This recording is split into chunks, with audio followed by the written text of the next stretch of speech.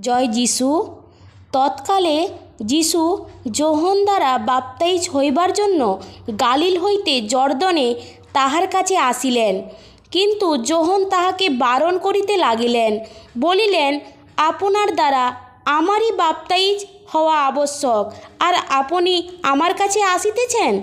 কিন্তু যীশু উত্তর করিয়া তাহাকে কহিলেন, এখন সম্মত হও, কেননা এইরূপে সমস্ত ধার্মিকতা সাধন করা আমাদের পক্ষে উপযুক্ত। তখন তিনি তাহার কথায় সম্মত হইলেন।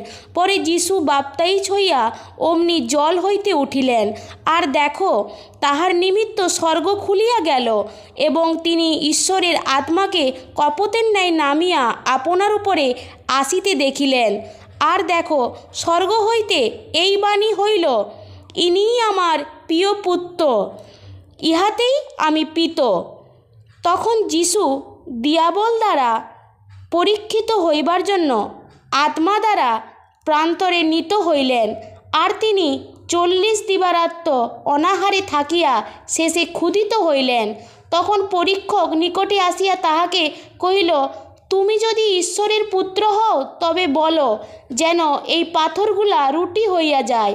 কিন্তু তিনি উত্তর করিয়া বলিলেন, লেখা আছে, মনুষ্য কেবল রুটিতে বাঁচিবে না, কিন্তু ঈশ্বরের মুখ হইতে যে প্রত্যেক বাক্য নির্গত হয় তাহাতেই বাঁচিবে। আমেন।